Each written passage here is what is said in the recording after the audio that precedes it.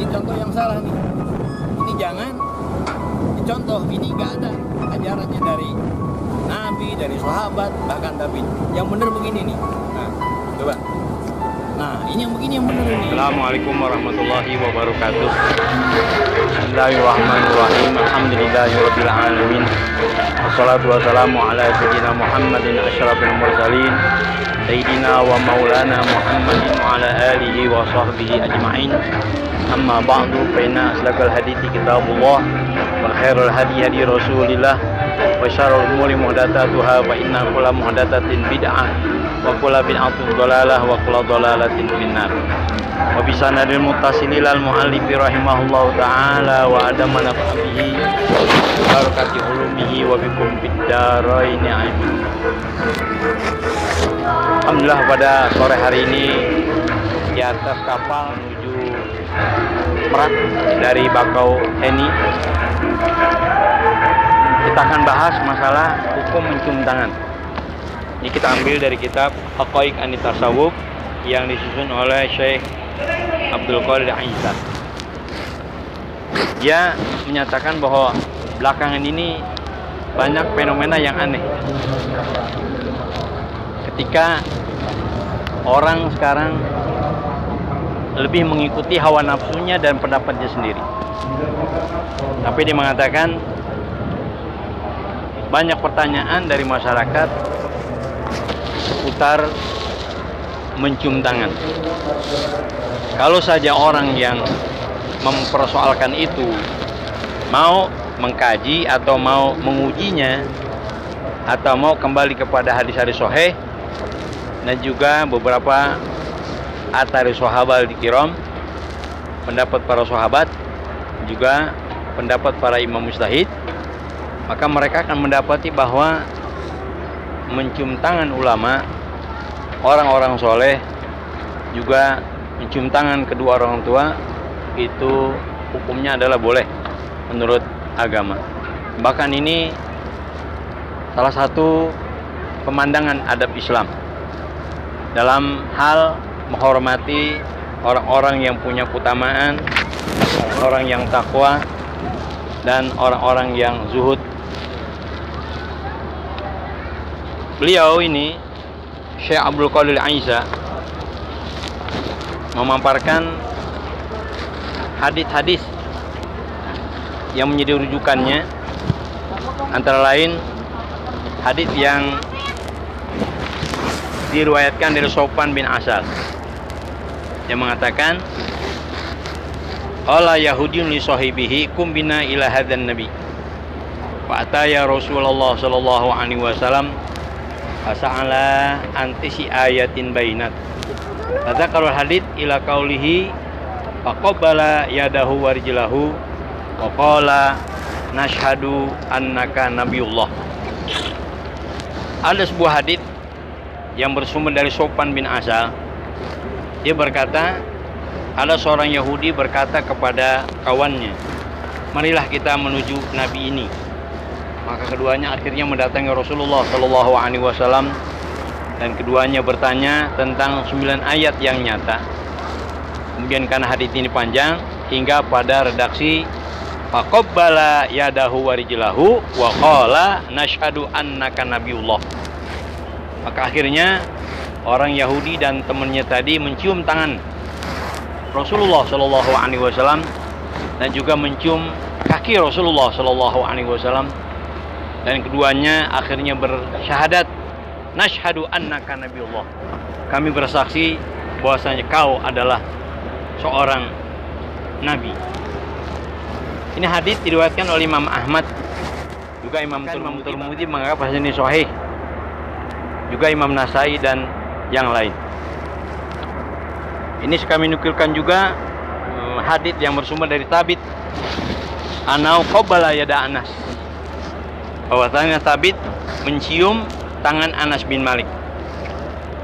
Wa akhraja aidan ana aliyan qabbala yadal Abbas warijlahu. Ibnu Hajar Al-Asqalani dia mengeluarkan satu hadis, sesungguhnya Sayyidina Ali karramallahu wajhah, beliau mencium tangan Abbas bin Abdul Muthalib, bahkan mencium kakinya. Wa akhraja min tariqi Abi Malik Al-Asy'ai. Bahkan dia juga mengeluarkan satu hadis yang bersumber dari Abi Malik Al-Asy'ai.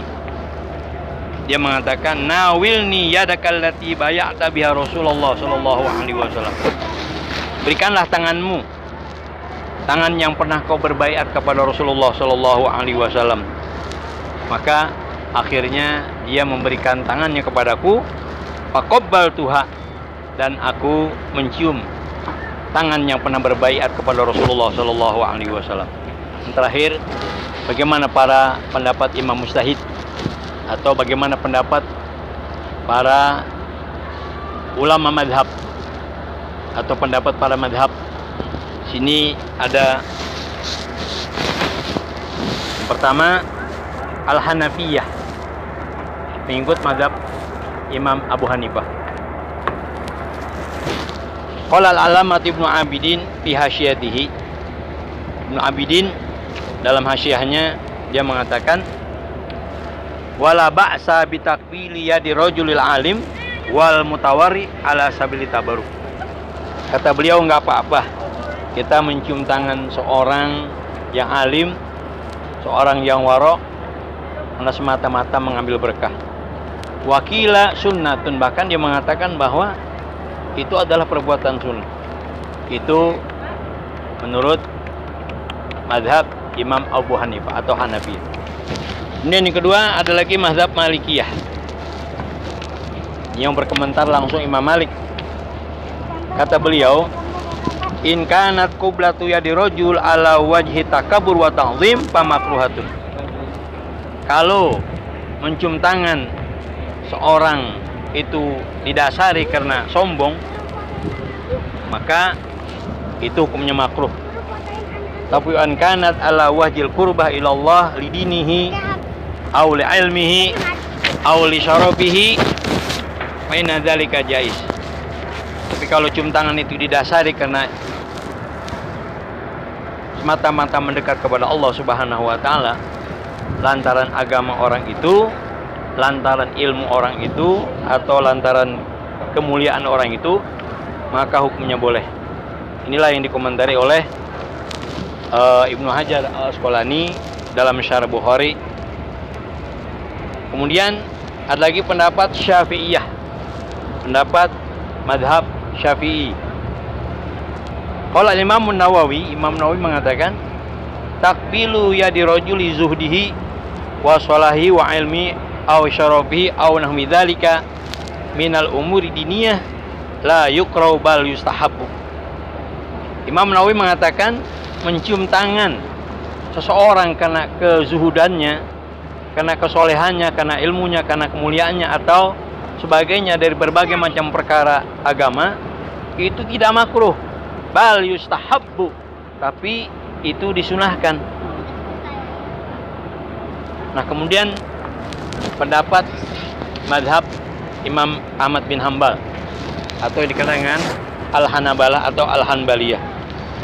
Ini yang berkomentar langsung Imam Ahmad bin Hambal ketika muridnya bertanya tentang apa hukum mencium tangan. Dia mengatakan, faqala in kana ala tariki tadayun fala ba'sa. Kalau memang cium tangan itu semata-mata dilihat dari aspek menjalankan agama, itu nggak apa-apa. Dia mencontohkan atau dia menceritakan sebuah riwayat hadis, qabbala Abu Ubaidah yada Umar bin Al-Khattab radhiyallahu anhuma. Bahwasanya Abu Ubaidah pernah mencium tangan Umar bin Khattab radhiyallahu anhuma. Wa in kana ala tariqi dunya fala. Tapi kalau memang cium tangan itu semata-mata karena dunia, itu jelas tidak boleh. Nah, inilah yang sekarang kita garis bawahi. Banyak anak-anak sekarang kalau mencium tangan orang tuanya, bukan mencium tangan orang tua, tapi tangan orang tuanya diletakkan di jidat mereka. Nah, seperti begini, ini contoh yang salah nih. Ya, ini contoh yang salah nih. Ini jangan dicontoh. Ini nggak ada ajarannya dari Nabi, dari sahabat, bahkan tabi'in. Yang benar begini nih. Nah, coba. Nah, ini yang begini yang benar nih. Ya. Atau seorang murid cium tangan kepada gurunya, yaitu murid tersebut meletakkan tangannya di jidat. Atau seorang murid bukan lagi bercium tangan, tapi meletakkan tangan mereka di jidatnya. Ulang. Atau seorang murid sekarang kita lihat ketika mereka cium tangan, bukan cium tangan tapi meletakkan tangan gurunya di jidatnya. Ini sesuatu yang tidak diajarkan, tidak ada sanadnya, tidak ada sumbernya.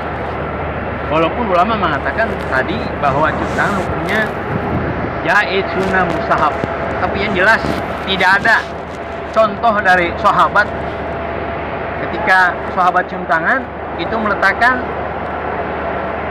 tangan Rasulullah ke jidatnya. Tidak ada contoh dari sahabat, tidak ada contoh dari tabi'in. Nah, barangkali inilah yang dapat kita kaji pada sore hari ini. Mudah-mudahan bermanfaat, dan mari sama-sama kita luruskan kerjaan yang sudah baik dan kemudian malah dibolak-balik. Ini saya anggap bid'ah dolalah ini. Saya anggap sekali lagi ini bid'ah dolalah. Demikian, wallahu muwaffiq ila